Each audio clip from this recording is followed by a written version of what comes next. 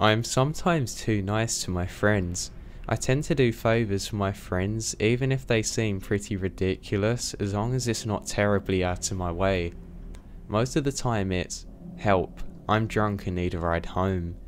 Well, one night at like 1:30 AM I get a call. A very drunk friend of mine, Claire, is begging me to come and pick her up and give her a ride home. The bar is closing soon and she's too drunk to drive home. The bar she's at isn't too far away from my house. It's about a 10 or 15 minute drive away.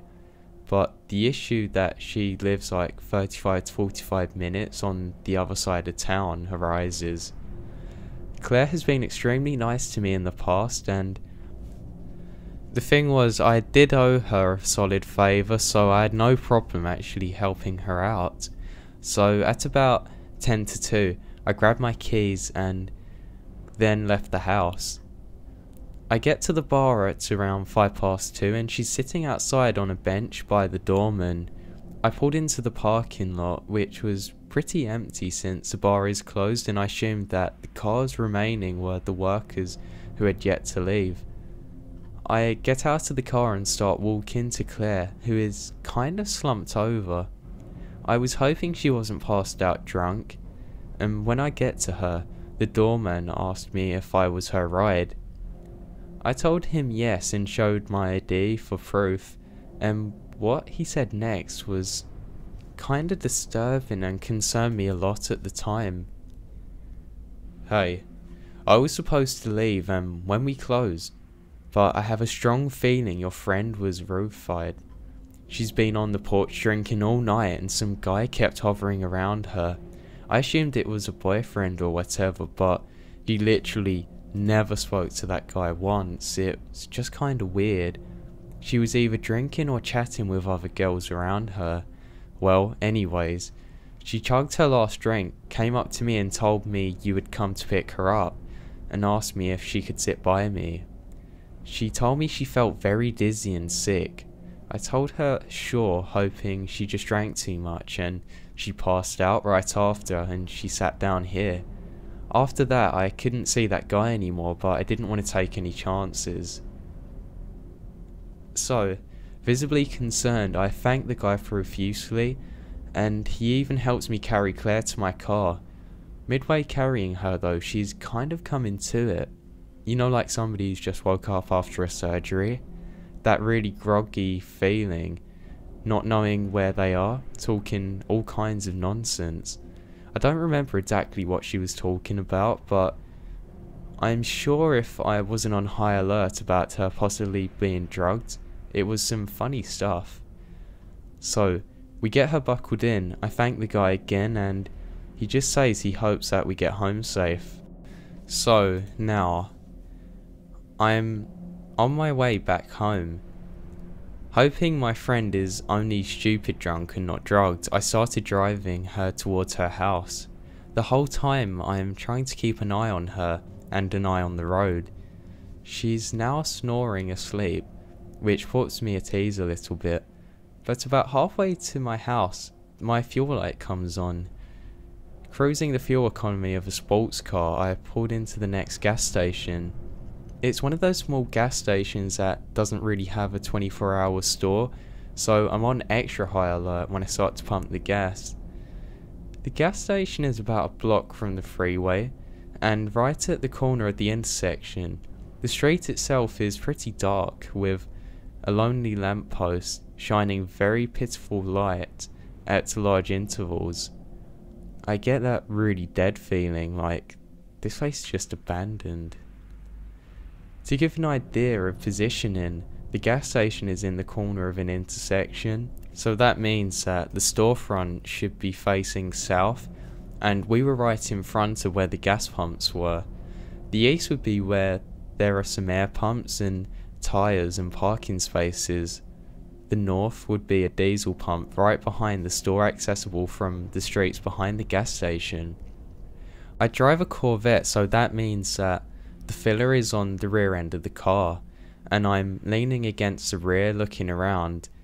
To my left I hear a weird metallic scraping sound, so I turn around and I see this guy about 15 or 20 feet away from me, come from around the corner dragging a long metal pipe on the ground. I immediately sense that I am possibly in a dangerous situation now. The guy almost posed, but he's not looking at me. It was weird. It was rather that he was looking into my car. I'm on defensive mode now, but hope I can get him to leave, so I call out, "Hey, everything alright?" Without looking back at me, he answered, "You took my girlfriend from me. I'm gonna take her back." Now, he turns to look at me and he's got blood in his eyes. Before he begins to take a step though, I start yelling, hoping that he'll back off. I am a little over 6 foot tall, and I'm not exactly skinny, but not exactly bulky either, but I have a really deep voice. Back off, turn around and leave. No one has to get hurt. He then steps towards me, clearly unimpressed, so I automatically pull my handgun from the inside waistband holster and draw on him. Back off now, no one has to die. I started yelling even louder, pretty sure my voice cracked because I'm so scared. No amount of self-defense classes and time at the range prepares you emotionally for this kind of situation. Even though I am really against violence, and killing someone is something that I do not want to do. And I'm so scared at this point. Anyway, I'm in panic mode and the weird guy throws a pipe at me. It whizzes by, but thankfully not towards my car, to my right, and I dive behind my car for cover. I have no idea if he has a gun himself, but I was going to put some kind of cover between me and him. And by the time I kneel up and aim over the rear of my car, he's booked it. I hear a car door slam and tyres begin screeching as he launches off the curb on the east side of the lot and is tearing down the road, swerving all over the place. In my own panicked hurry, I pump the car full of gas, screw the cap on and tear out of there myself. Claire, however, is still completely passed out in the car, and now I'm afraid because I'm convinced she's been drugged up and we were followed by that guy. Being more concerned about her earlier and keeping on the road, I must have not noticed him following us earlier. The whole way back to her house, I'm very wary of any car that's behind me. I'm also driving very aggressively, and when I get to Claire's neighbourhood, I circle a separate block that's not hers 4 times, just to make sure that no one's following me. When I was satisfied thinking that I wasn't being followed by anyone, I pulled up to her house and tried to shake her awake. She's doing that groggy waking up stuff from before, but now she's able to get up. I'm able to walk her, thankfully. I was worried I was going to have to call an ambulance if she didn't wake up, and I grab her keys from her bag. I managed to walk her inside, and at this point she's kind of coming round, asking me about what's going on, where she is, and some other things, etc. I was pretty scared at this point, but I just continued on. She looks like she's completely lost it, asking me where she is. I decide to lie her down, and her eyes started welling up. She clings to me and starts sobbing. She's still very out of it, but I'm guessing she realizes something bad was going on, or something bad was attempted on her. I was able to get her to lie down and to get her to sleep. I write a note for her which pretty much said, "Hey, I'll be in the next room. We're going to take you to hospital in the morning to have you checked out." Fast forward the following morning, she's sick as a dog. After she expelled some demons from her stomach, I drove her to the hospital where she got tested and treated. I still shudder to think what might have happened had I not have been there at the time. Now I do know some martial arts, but that's not something I want to take against a crazy person with a pipe. Claire still doesn't remember much from the night except calling me and waiting and sitting down by the doorman. It still terrifies me to this day to think of what would have happened to not only myself but Claire more than anyone had the doorman not been so nice and I didn't turn up. When I was 22, I moved 1,000 miles away from my Midwest home to the beautiful foothills of Tennessee. I had a new job, new car, and a nice apartment, but I didn't know a soul outside of work. If my phone rang, I'd expect to hear a faraway family member or my long-distance boyfriend who was still in college. This was a landline, no cell phones were out yet. Despite being very alone, I was managing well with the excitement of all the new things in my life.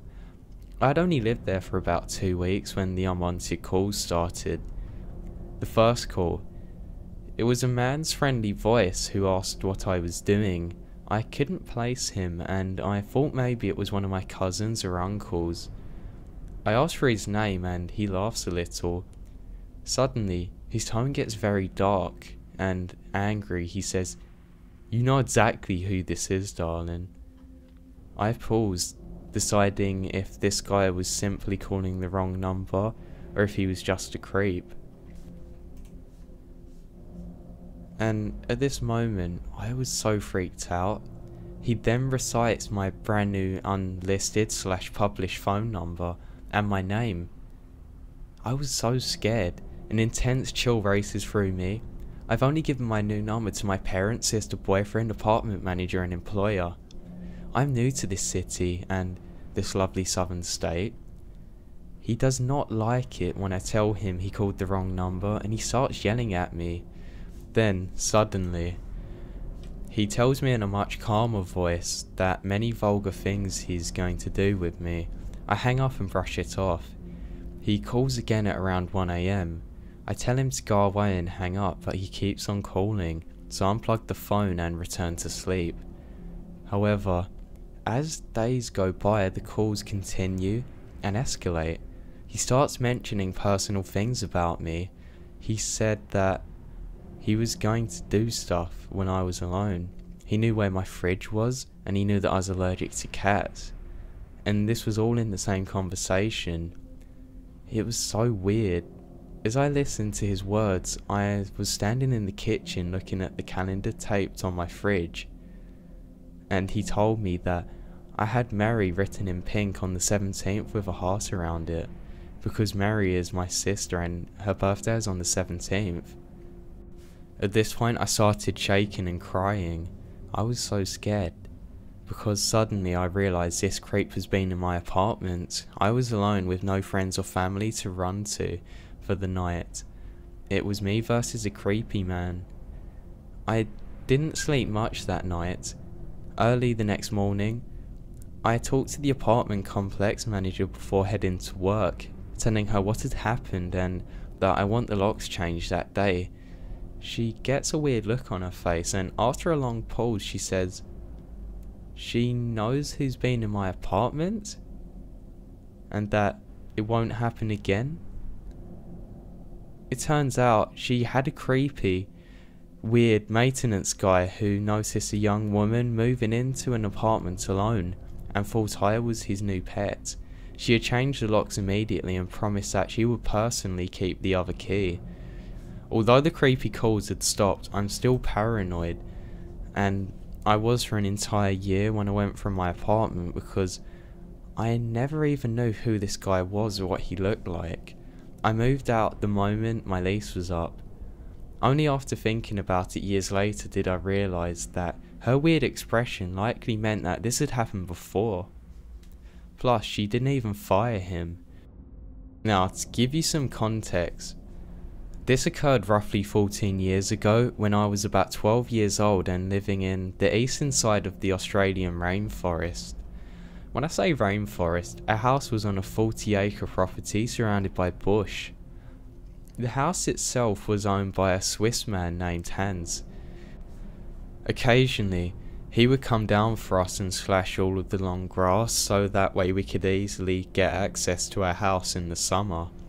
It was also extremely handy because if you know anything about Australia, it's that we have tons of beasties that would very easily kill you.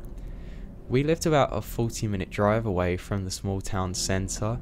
This meant that if we needed groceries, medical attention or contact to our parents, it would be a 40-minute drive before we could do anything. The house sat on the side of a large mountain, roughly 3/4 of the way up, so naturally, most of the land we called home was strewn with valleys, nooks and hideaways.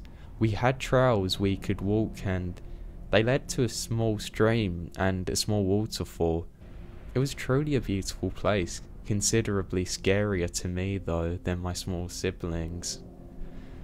We knew our neighbours on both sides of the property, but because the location of our house was pretty remote, our nearest neighbours was roughly 10 minutes away from us. That's going by car. One of our neighbours was a lovely old lady who used to wave at us as we were going off to the school bus before we made the trek to our house every day. The other was this middle-aged man and his family. He was a real jerk who excavated around the bottom border where our properties met. He would continually interrupt the waterfall flow and the supply of fresh water to us, and he didn't seem to care about doing so. Now, lots of strange and creepy things happen when you're living in the middle of nowhere, but one in particular involved a guy I certainly didn't want to ever meet again. Being pretty removed from people, it was extremely rare that we ever got visitors, but we didn't know who was coming. When we didn't recognise people who turned up, there wasn't a lot we could do about it. It was usually just because they were lost and needed directions, however. One day, though, a man in the ute came up roaring down our driveway.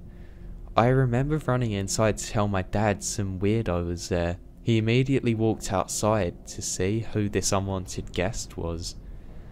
Here's a little background about my dad. He is literally the most hardcore person you'll ever meet. He has one leg after having it amputated earlier in his life in a car accident. He was in the Navy and was brought up in a very strict household. He had grown up in a very rough part of Sydney's west, so he had some pretty shady contacts too. So, in short, he was somebody you really wouldn't want to mess with. I wouldn't be surprised if he had killed someone in his life prior to having kids, to be honest. Anyway, my dad goes outside to see what all the commotion is while my mum keeps us inside.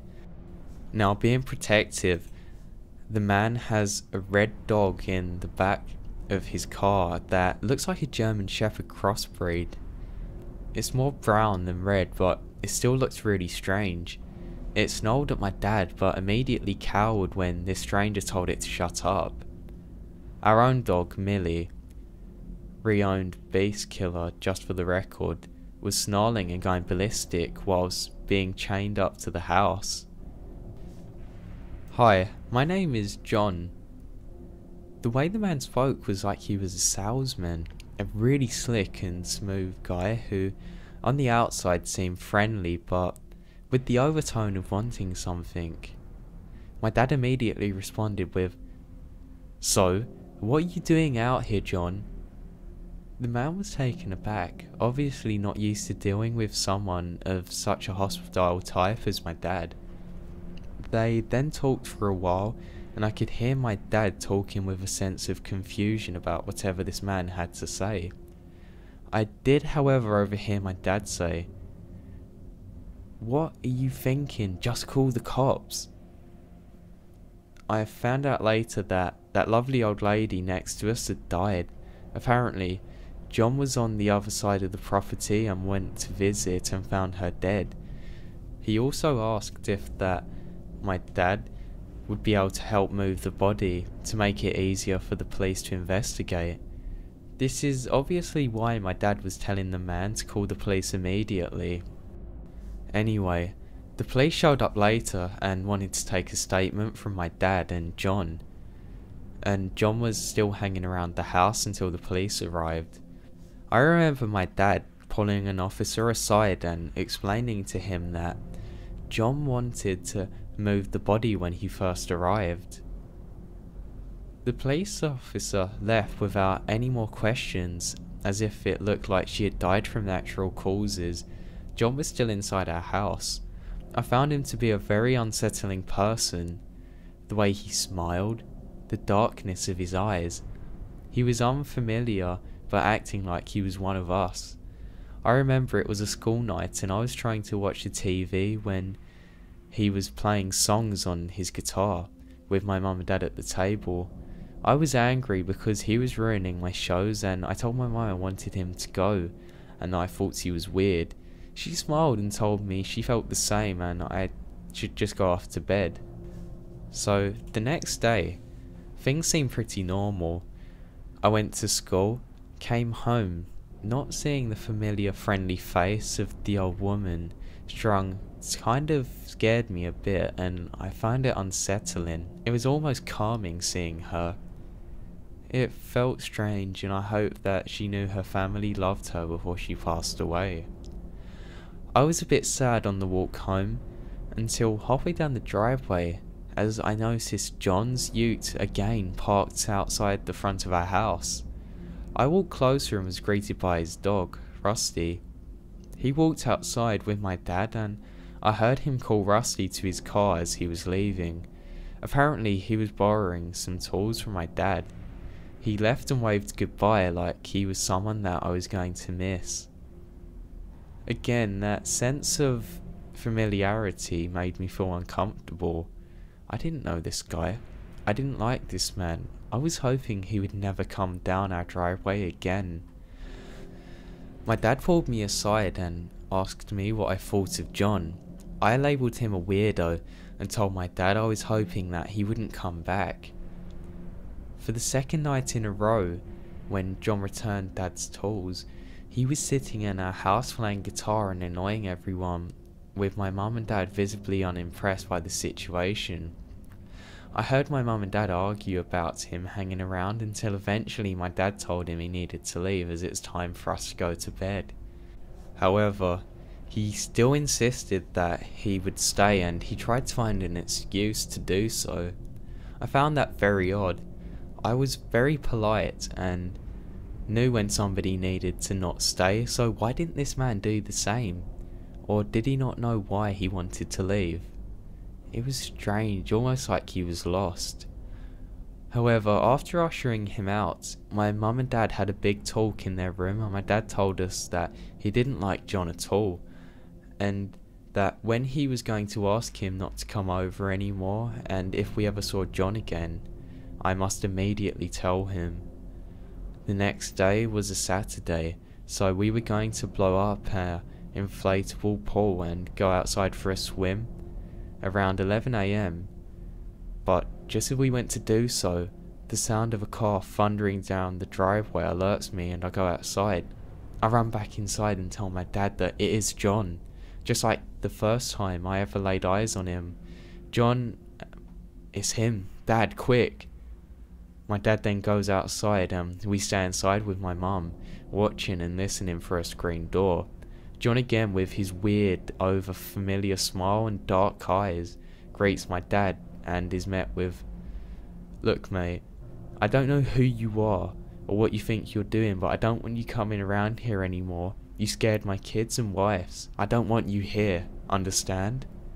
I didn't hear exactly what John had replied with, but from the tone of his voice it sounded like he was confused and tired for some reason with my dad.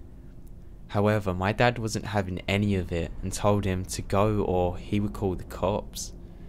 As he was leaving, my dad said, "Don't come back or you're going to be sorry." Now, as if it wasn't bad enough, this is where things got truly weird. As my dad lays this subtle threat on the man, his face completely changes to that of one of rage. He then glares straight back at us in the house, sticks up his fingers and speeds out of the driveway shouting profanities, churning up the gravel, throwing it towards our house. My dad came back and told us that we wouldn't be seeing from John anymore, and if we did, we were going to call the cops. I was relieved that this odd man, making me feel uncomfortable, was finally gone, and the way he reacted when he left confirmed the feeling I got from him, and I knew that I never wanted to see him again. I can't remember if it was a Sunday or Monday after that day, but John did come back. He was then trying desperately to explain himself with my dad and saying sorry for whatever upset he had caused us.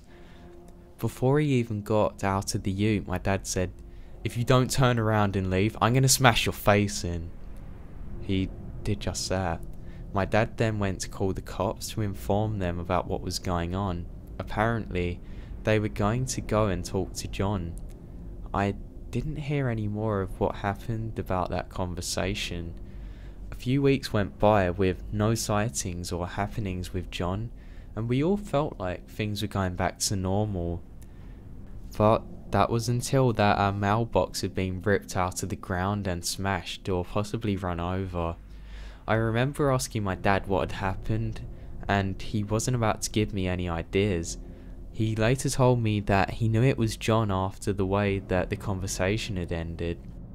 The next weekend after, we had went into town to get some groceries and a fast food dinner, as kind of a treat, and when we came back home down the driveway, my dad immediately stopped my mum from proceeding and said that he thought something was wrong.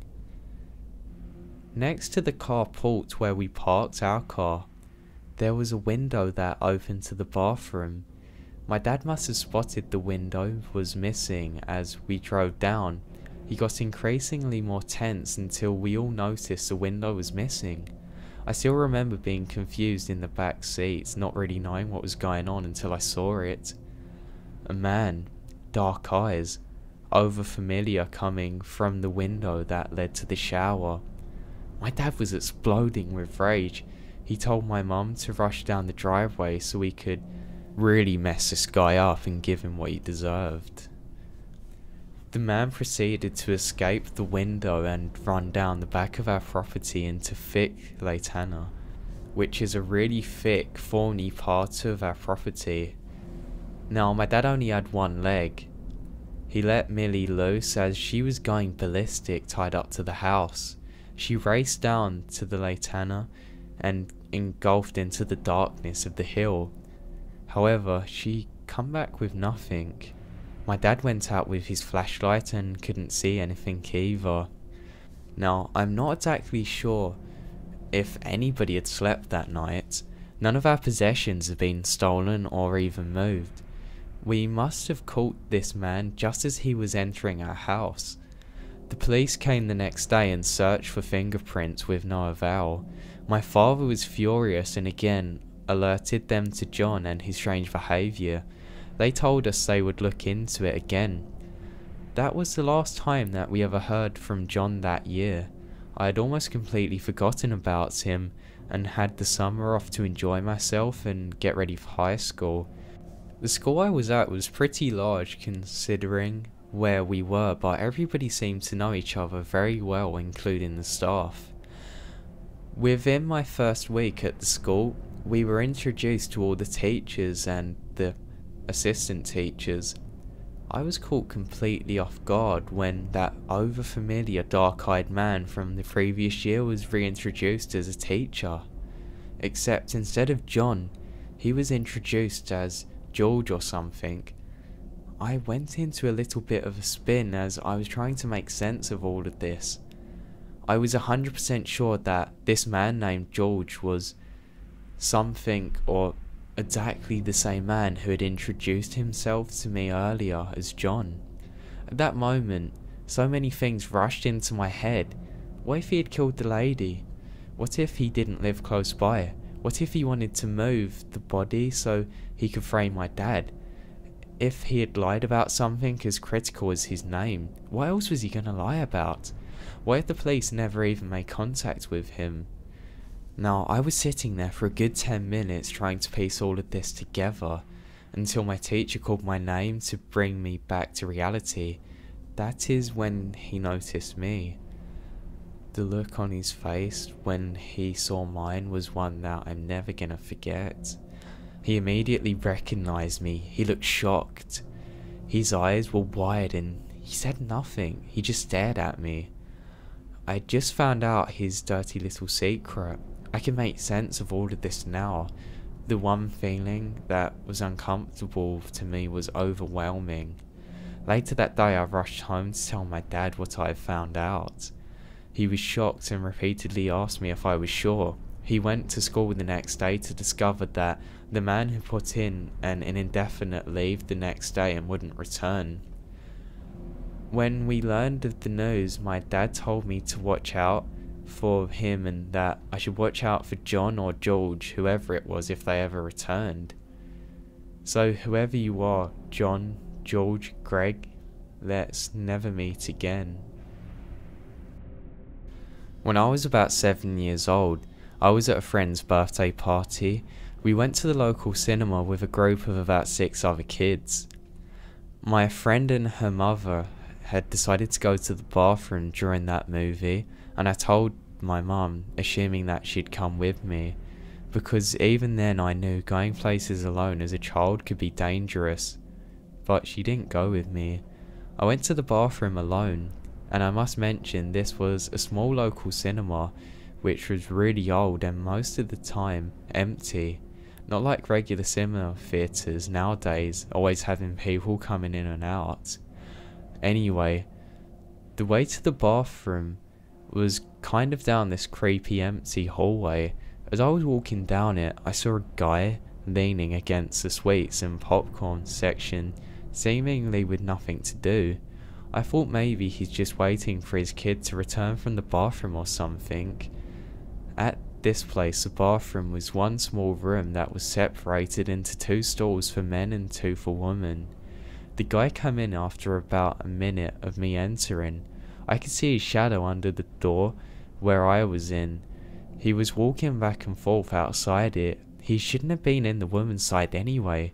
No one else was in the bathroom, so I started panicking. I stayed there for a couple of minutes because I was too scared to go out. Eventually he left though, and with this I decided to go back.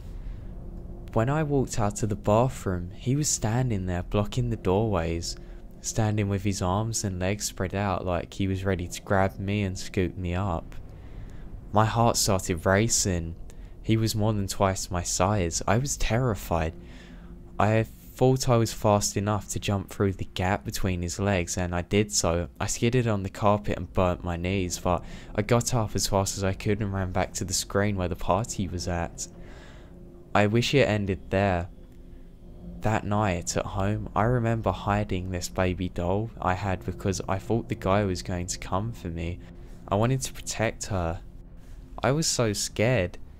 My mum noticed me acting weird and asked me what was wrong, and I told her what had happened about the weird man that tried to grab me when I was at the cinema. She kind of brushed it off, thinking that I was just acting weird and there was nothing out of the ordinary, though I saw in her eyes that she was worried. Later I heard her and my dad talking, and she came to ask me what the guy looked like. She said, did he have a black moustache? Yeah, he did. Did he have messy hair? Yeah, he did, but how did she know these things? Turns out that he was at our house earlier that day, replacing a window, and he must have heard my mum talking about me and the party. I don't know what he was planning on doing if he grabbed me, kidnapping me. I don't even like to think about it. I'm just thankful that I never saw him again. When I was younger, the fairground was something that I always loved to go to. There was just something about it. Maybe it's just being out with my friends. I don't know, it was just something that I always found magical about it. Maybe it's because I'd went to them all my life, but anyway, on to my story. Like I said, I love going to the fairground, and this year was no different to any other back from my childhood. Just as the summer rolled in, the cars rolled up for the fair. I used to go to it just with my parents, but as I got older, to let's say maybe 13, 14, I stopped going with my parents completely and could be trusted to go to the fairground on my own. Now, this is something that I love doing. I just love the sense of independence and freedom. So I'd always go with my 2 best friends, John and Hank. John and Hank were slightly different to me because they liked just going to try and win prizes and chocolates. Who wants to win $5 candy anyway? What I always wanted to go to was the haunted house attractions. I don't know exactly why I liked haunted houses so much. Maybe it's because every time I'd went it'd been the highlight for me. Or the adrenaline rush, I'm not sure. Either way, I knew that it was the first thing that I was going to go to when I actually got there. So the day rolled round and we arrived. As we got there, I was so persistent on going to the haunted house and it kind of rubbed up John and Hank the wrong way. They were slightly getting irritated at me, but we just come to an agreement. Fine. You two go off to whatever you want to do and I'm going to go to the haunted house by myself. Just meet back near the slides. And they agreed and that's just what happened. It seemed like I hadn't even turned my back on them for a second and they were already gone. As I realised this, I started walking off by myself. Everything was normal. I decided I'd go and get some candy floss just before I actually started though.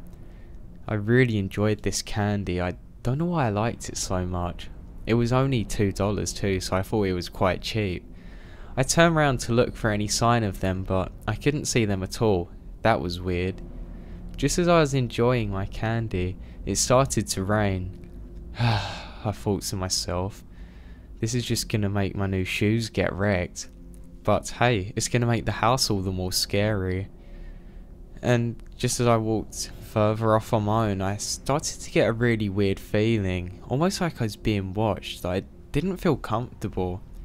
There were a few other people here, but I don't know, it just felt odd, almost like I was in a bubble or I was somehow different or special compared to everyone else, but not in a good way, almost like I was a target.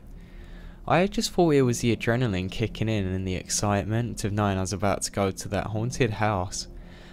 Where they set up the haunted house was really cool. It wasn't very well lit up, so it was almost hard to see, but it overshadowed the whole rest of the attractions at the park. I began walking there and I looked up and I saw a flash of lightning, and it was right next to the moon.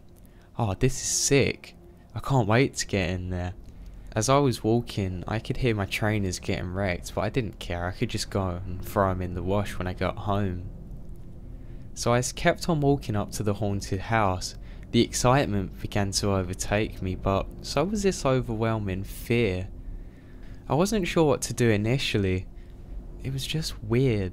I stopped in my tracks, once again after taking a step forward. I guess it was just the feeling of being alone, I thought to myself, and knowing that I didn't really have any backup. After I looked around, I couldn't even see anyone else around me in this side of the park. It was really strange. I looked back towards the house. No one. It was like I was in a ghost town. I couldn't quite fathom why nobody would be there. Heck, it's the best place, I thought. So I began walking very slowly and cautiously towards it. Oh great man, I can get that adrenaline coming again, I was thinking. As I was taking steps though, however, I got that overwhelming sense of being watched again. It was raining quite heavily now and I could still hear people in the distance, but maybe it was a paranoia, but it almost felt like I was completely alone there. And I continued walking even closer. As I did, the adrenaline kept rising and rising. Oh, at least I haven't got to wait in line for anyone, I thought to myself, as I walked right up to the counter. Hey, anyone here? I'm ready to go in the haunted house. Hello? Hello? I didn't hear anything. Oh, great, I guess it's closed. I didn't hear anything even after I said that aloud. I thought maybe thinking aloud would prompt somebody just to pop up. Why are there no staff here? This is really weird. I suddenly got an overwhelming urge to just get out of there. I was looking to the ground trying to think, then I saw a sign. Short on staff, but ride is still open. Just walk in. Oh great, I haven't even got to pay. This just gets better. And I walked up to where you have to go in. Now it was extremely dark and I couldn't even tell if there was a door shut. Luckily, I had a small torch on me and I lit it. As I did, I could see that it was in fact open. I took one step in there, and I almost felt like every fibre in my body was telling me to book it out of there. But I didn't. I thought that was just how you were meant to feel. So I walked in. After what seemed like walking for an eternity, I was really confused and stopped in my tracks once again. This just doesn't feel right. How could I have walked this far and not even found any of the rooms in the house? Maybe it was shut. Either way, it's pretty cool. And I continued walking and I went into the first room. Oh wow, this is really cool, I thought. There was all kinds of weird ghost noises and screams, and there was an animatronic that jumped out at you, and it really made me jump. I continued round the corner and was met by some stairs. This is amazing. How did they make this look so real? I thought. It was almost like it was an actual house I was in. Now at this point, I could have either went left or right. Left would have kind of talked me back to that room I just in, and the right just looked like it was going to be some more audio loops trying to make you jump. But the stairs just had something enticing about them. I didn't know if they were safe enough to go up. I took one step up and I heard the loudest creak in my life. It made me jump. It was almost too loud. I knew the adrenaline was getting to me, but I was almost shaking now. Something was just off. I couldn't even hear anybody else in the distance. I only realised this later looking back on it, but at the time I was so in the moment. As I looked there, I saw a small arrow on the wall pointing to go up. Oh wow, this is good. This is going to be so cool. I can't wait to let the other guys come and see this with me, I thought again to myself. I began walking up the steps and it was creaking louder and louder. It almost felt like I was going to fall through them. I was just so immersed in the moment. I climbed to near the top of the stairs and I heard some whispering. That almost sounded too real. Maybe it's just the staff. This is weird. I took another step and I heard it again, and I'm pretty sure that I saw somebody move. I got to the top of the stairs and it was completely black. I was thinking to myself, this can't be where you're meant to go, surely, but the arrow pointed right up here. Just as I went to turn back, I heard a staff say, in a deep, menacing voice, "No, this is right, you just keep on walking right up here." So that was just what I was about to do. I turned round and I could see a room. It was very dark again, with almost just one candlelight illuminating it. There were some others I couldn't see, and this long hallway that led to a sign that said exit. Oh, well, that was short, I thought to myself, and I was really annoyed. I had once again got that overwhelming feeling though that I should turn back. I decided to fight it and start walking. I heard one of the staff talking, trying to be scary to me. That's it, just keep on walking, that's it. I was laughing and saying, you know what I'm gonna do, back to them. Obviously I was gonna keep on walking. As I did so, I said, that's not so scary, I can see you standing there. And then I heard a different voice, completely different to the one I'd already heard. And then my eyes adjusted to the night. It wasn't just 1 or 2 staff members, there was 4 people all in that dark room. Now suddenly it hit me. Why would there be 4 staff members completely in the dark, all just standing there waiting for me? This doesn't make an ounce of sense. At that moment I realised how bad of a situation I was actually in. I let out the loudest scream I ever have in my life. They didn't even react, they just sat there waiting as if I didn't hear them. I legged it down the steps. As I did, the first step cracked and fell straight through to the ground. I nearly went with it and I kept on running. Then I could hear people shouting behind me, talking about me escaping and closing the door. I was so scared, I booked it all the way down the steps and nearly went the wrong way and continued running. As I did so, somebody tried to grab me from the little room. I continued screaming and running through where I think I'd just come from, but I'd actually went a different way, but it led me completely out in a different direction. I saw a door and prayed to God that it would open. I kicked it and thankfully it fell down. What? This isn't even the park. What I was faced with was just a forest. What? This doesn't make any sense.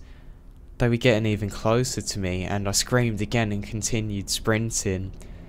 I was scared enough to be out there when it was raining and dark, but I didn't really have a choice. I just kept on sprinting and sprinting. I was calling out for my friends. Where are they? Help!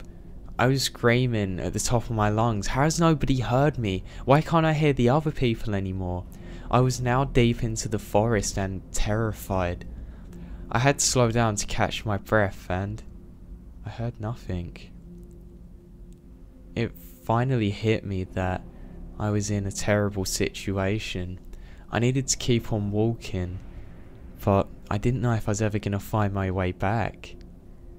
After walking for a good 20 minutes, I finally found a road, and it was one that I'd recognised. It led to roughly where my friends lived, and I knew if I followed it, I'd eventually get home. That's not to say I took my time though. I jogged for a good 20 minutes to get back where I lived. As I got back, I was met by my two friends. Where were you? Your mum's worried sick. None of us have a clue where you went or what happened. Are you okay, man? I didn't realise at the time, but I was in shock, so I just said, yeah, I'm okay. Dude, you're not. Your face is all white. What happened? I just need to get home. And that's just what I did. For the following weeks after, I blocked out all of that from my memory. I did, however, ask my friends what they did, and they said, well, nothing, because the entire place closed down only 30 minutes after I'd left them, and that was the exact time that I would have been in the house attraction. That fair never set up again in that location, and that was the last I ever heard of it. And it's only as an adult now that I understand just how scary of a situation that was, and that I should have took action. I should have called the cops at least, or just told someone. I start to shake if I think about what had happened and re-envision myself in that dark room with God knows how many people. It just terrifies me, and it's something that I really want to forget. So about 4 years ago, my husband and I decided to do some work on our house. The first thing we decided to fix was our front steps. We had worked on them all day, and as it was about to get dark, we set up some shop lights and went inside to eat dinner. My sister, her husband, and my baby niece were all living with us at the time.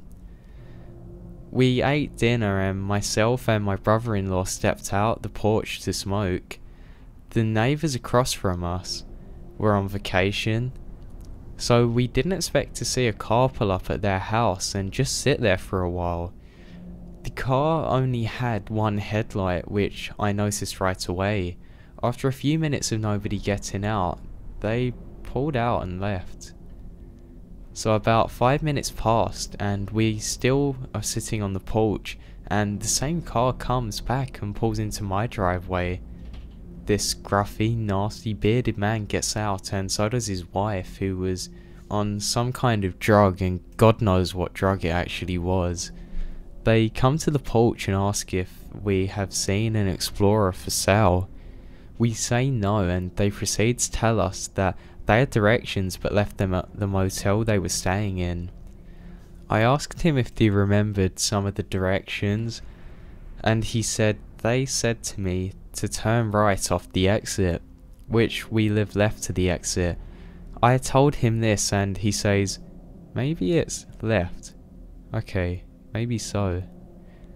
So I asked what the vehicle looked like, and he said he didn't know.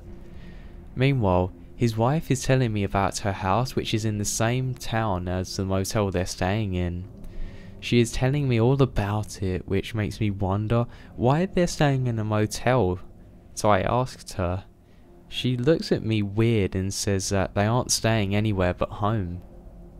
As she is talking, I see someone in a car, light a lighter, and see two people in the car. At this point, nothing they say makes any sense, and she's high as hell. She keeps glaring into my sunroom, when she thinks nobody's looking at her. After a few minutes, my husband walks outside with a pistol to his hand and asks if he can help them out. When they see this, the ones in the car open the door and yell at them two to come in. They say thanks and walk really fast back to the car. For the next hour, we watch them drive back and forth up and down the road. A few days after our neighbour's house was broken into, a few things were stolen, a pistol being one of them. I have to wonder if they were casing my house and maybe thought it was just me and my brother in there. I haven't seen the car since then and hope I don't again. I told the police about it and they said they would check it out, but nothing ever came with it. I'm just thankful that I had my husband with me then and nothing bad ever did happen to me. Hey everyone, thanks for watching. I was just going to say this now. I'm actually going to release a video within the next day or so of explaining where I went and some more personal things about me, because I know I've never really done that before, but I thought it'd be important for you guys to know these things, and it does explain a lot really. So I'll get on that soon, and it'll just be like me filming, like talking like normal. But thank you for watching the video. If you enjoyed it, please give it a like and subscribe for my future content, and I have quite a few collabs coming up which I know you guys are really gonna like. If you have any suggestions for future videos or comments that you want to see me do in general, please leave them below. And if this video gets over 1,000 likes, I'll make 2 teas and put it on Twitter. I know I'm getting more reckless every day. Yeah, thank you so much for watching, and I'm going to save most of what I would have said now for the video I'm going to make soon. So yeah, so I hope if you want to know more, just watch that please, and it just explains a lot. But thank you guys, I'll talk to you soon.